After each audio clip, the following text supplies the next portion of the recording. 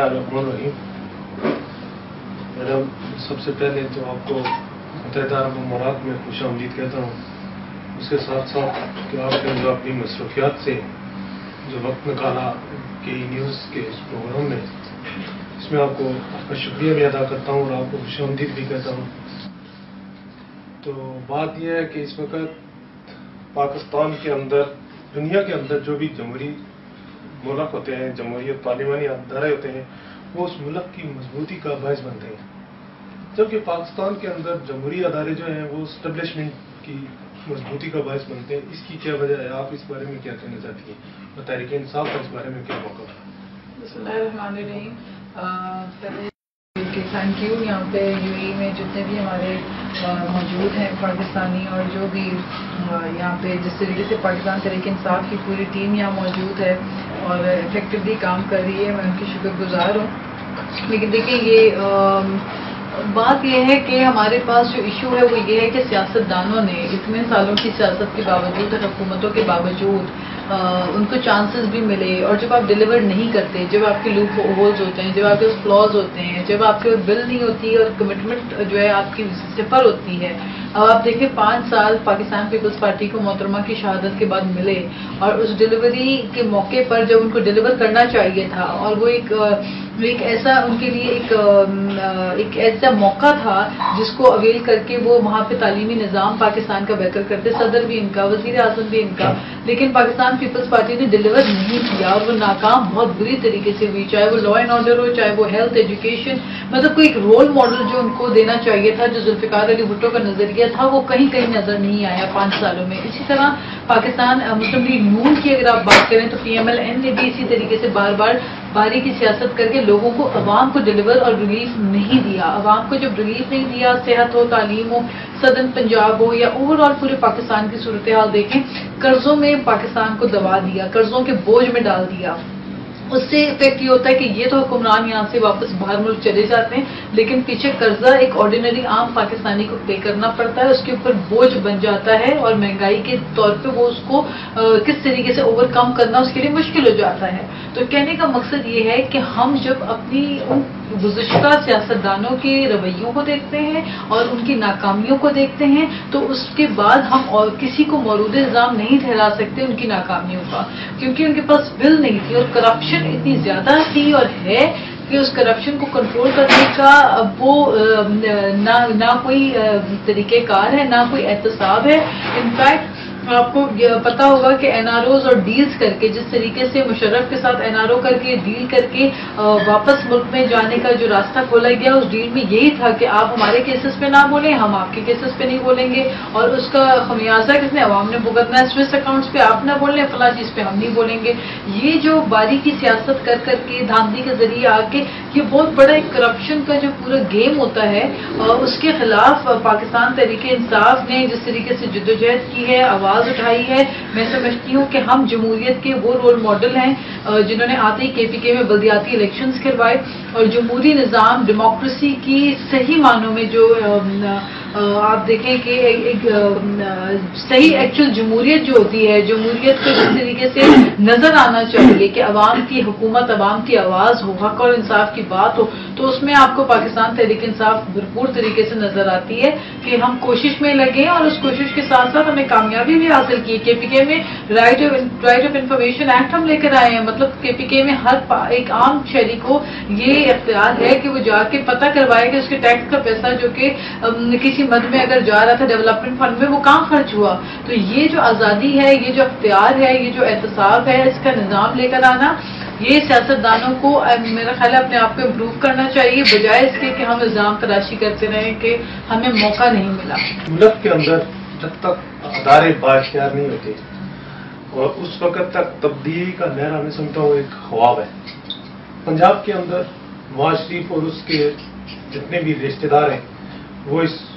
जो बड़े बड़े ओहदों पे फायद हैं, और इसी तरह KPK के अंदर आपके वज़ीर आला जो हैं, उनके जितने भी रिश्तेदार हैं, वो इस तरह के ओहदों पे फायद हैं। तो फिर इस मुल्क के अंदर जो आपका एक बहुत रेडिकल किस्म का लहरा है कि पाकिस्तान तहरीक इंसाफ का तब्दीली, इंसाफ और मसावत, तो ये कैसे मुमकिन हो सकता है? आप इस बारे में क्या कहना चाहती हैं? कैसे? پاکستان تحریک انصاف میں ایک ایسا ایک نظام ہے جو میں نے آپ کو پہلے کہا کہ ایک احتساب کا ایک سسٹم ہے. یہ جو جتنی بھی آپ عہدوں کی بات کریں، چیف منسٹر پرویز خٹک صاحب، پہلی بات تو یہ کہ یہ خان صاحب کے کوئی رشتہ دار نہیں ہے، خان صاحب سے ان کی کوئی رشتہ داری نہیں ہے. ورنہ آپ دیکھیں پاکستان پیپلز پارٹی رشتہ داری کی بنیاد پر اور ایک بل کی بنیاد کے اوپر چل رہی ہے کہ ایک بل جو ہے وہ کہیں سے ملی تھی کسی خان سامے کو، اور اس بل کے اندر لکھا تھا کہ زرداری صاحب جو ہے وہ صدر بنیں گے. اس بنیاد پہ ایک پارٹی کے چیئرمین بن گیا وہ. تو ایسی انہونی، ایسی اس قسم کے اتفاقات الحمدللہ پاکستان تحریک انصاف میں آپ کو نہیں ملیں گے. اس قسم کی چیزیں یہاں پہ عوام کی پسند کے مطابق فیصلے کیے جاتے ہیں. آپ دیکھیں چیف منسٹر صاحب کا کوئی رشتہ دار اس میں بھرتی نہیں ہے. آلریڈی اگر ان کے بیٹے یا ان کی صاحبزادے، ان کی فیملی سے اگر کوئی کانٹریکٹس پہلے مطلب ان کے کنسٹرکشن کمپنیز میں کاروبار ہے، اگر وہ بلڈرز رہے ہیں تو ان کو بھی کانٹریکٹس حکومت نے نہیں دیے ہیں. حکومت بالکل میرٹ کے اوپر کام کر رہی ہے. پولیس کا نظام آپ دیکھ لیں کہ کوئی ایون یہاں تک کہ ہمارے چیف منسٹر ایک ASI بھی اپنی مرضی سے بھرتی نہیں کراتے وہاں پہ، کیونکہ ایک میرٹ کا نظام ہے. جواب دہ وہاں پہ جو IG ہے وہ جواب دہ ہے. تو اس کی جب ان کو پاور ہم نے دیے ہیں اس میں انٹرفیئرنس نہیں ہے. تو میں سمجھتی ہوں PTI نے جس طریقے سے موروثی سیاست کے خلاف ایک آواز اٹھا کے اس کو پریکٹیکلی کیا ہے، لوگوں کو دکھایا ہے کہ موروثی سیاست کے خلاف ہے پاکستان تحریک انصاف. اور یہاں پہ اس بیسس پہ کسی کو آگے نہیں لایا جاتا ہے کہ چونکہ جو ہے یہ ان کے والد یا ان کی جو ہے فیملی میں پہلے وہ جو ہے وہ لوگ جو سیاست میں اہم فرائض پہ تھے، اہم عہدوں پہ تھے، تو اس بنیاد پہ جو ہے لوگوں کو آگے نہیں لایا جاتا. ایون میں خود پاکستان پیپلز پارٹی سے میرے والد صاحب کا تعلق رہا ہے، لیکن میں خود کبھی کسی پارٹی سے منسوب نہیں ہوئی. میرے لیے پہلی سیاسی جماعت پاکستان تحریک انصاف PTI ہے جس کے اندر میں آئی، اور میں اس بیسس پہ نہیں آئی کہ میرے والد صاحب پیپلز پارٹی میں تھے تو میں نے کسی سیاسی جماعت کو جوائن کرنا تھا. ایسا ہرگز نہیں. میں نے اپنے ملک کے لیے کچھ کرنا تھا اور میں نے PTI کو بہتر سمجھا اور میں PTI کے اندر آئی، اور ادھر آ کے میں نے جدوجہد کی، اور آج آپ کے سامنے یہاں پہ میں موجود ہوں اور میں اسٹرگل بھی کر رہی ہوں، ایفرٹ بھی کر رہی ہوں، اور ماشاءاللہ الحمدللہ اپنی اس میں کامیاب بھی ہوں ایفرٹس میں. تو موروثیت جو ہے اس کے خلاف PTI کے اندر ایک آپ دیکھیں گے کہ بالکل کبھی ہم عوام کو نا امید نہیں کریں گے. دنیا کے اندر جہاں بھی جن ملکوں میں انقلاب برپا ہوئے ان کی قیادتوں نے اپنی نسلیں قربان کی. چائنا کے اندر دیکھیں ماؤ زیدونگ نے 2200 سال پہ جو ہے وہ ایک لانگ مارچ کیا دھرنے کی صورت میں، جس میں اس کے اپنے بیوی اور بیٹا بھی وہ اس میں قربان ہوئی. لیکن ہمارے یہاں جو دھرنوں کی صورت میں کس طرح انقلاب آپ برپا کر سکتی ہیں؟ دیکھیں PTI کا جو دھرنا تھا وہ ایک مقصد کے تحت ہوا تھا، اور ہمیشہ جمہوری ملکوں میں احتجاج کا جو طریقہ ہے یہ عوام کا اختیار ہوتا ہے، اور قومیں جو جاگی ہوئی ہوتی ہیں وہ اپنے اوپر کیے ہوئے ظلم کے خلاف اٹھ کے کھڑی ہوتی ہیں اور آواز اٹھاتی ہیں، اور یہی جمہوریت کے معنی ہیں. اور اسی پہ PTI کا جو ہے فوکس ہے کہ ہماری عوام کی آواز کو ہم بھرپور طریقے سے اٹھائیں، ریز کریں. اور آپ دیکھیے اس سے پہلے یہ ہوتا تھا کہ الیکشنز میں دھاندلی ہوتی تھی، بھرپور دھاندلی ہوتی تھی، اور سب کو پتا ہوتا تھا کھلا دھاندلی ہو رہی ہے، لیکن کوئی لوگ ایکسیپٹ کر لیتے تھے.